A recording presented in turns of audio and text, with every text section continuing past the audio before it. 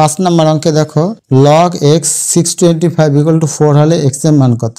Same অঙ্ক log x 625 is equal to 4। আগের মতোই x এর উপর পাওয়ার হবে 4 ইজ ইকুয়াল টু 625 বা x এর উপর পাওয়ার 4 ইজ ইকুয়াল টু আমরা দিতে পারি 5 এর উপরে পাওয়ার 4, অর্থাৎ 5 কে পাওয়ার 4 করলে 625 হয়। বা দেখো পাওয়ারে পাওয়ার কাটা, অর্থাৎ এখান থেকে 4 এখান থেকে 4 ভ্যানিশ হলে x ইকুয়াল টু কি হবে?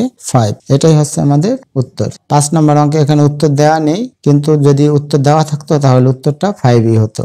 7 নম্বর অঙ্কে দেখো লেখা আছে একটা log √2 16 এর মান কত? এই অঙ্কটা করি। অঙ্কটা আছে log √2 উপরে আছে 16, এখানে log √2।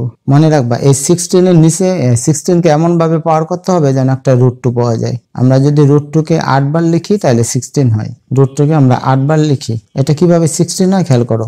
√2 গুণ করলে হয় 2, √2 গুণ করলে হয় 2, আবার √2 গুণ করলে হয় 2, আর √2 গুণ করলে হয় 2। তাহলে 4টা 2 গুণ করে দেখো কত হয়? 2 দোকানে 4, 4 দোকানে 8, 8 দোকানে 16, অর্থাৎ √2 কে 8 বার পাওয়ার করলে তাহলে 16 হয়। এটা তোমরা বাসায় প্র্যাকটিস করলে অভ্যাস হয়ে যাবে। এখন তো আমরা করে দেখালাম আলাদা। এখন লগের নিয়ম অনুযায়ী সবার উপরে পাওয়ারটি প্রথমে চলে আসবে, বাকিটা তোমরা এখানে লিখবা log √2 আর উপরে √2। তাহলে 8 log √2 আর √2 এর মান হচ্ছে 1 × 1 দিবে, তাহলে 8 এর সাথে 1 গুণ করলে হয় 8। এটা হচ্ছে এটার মান।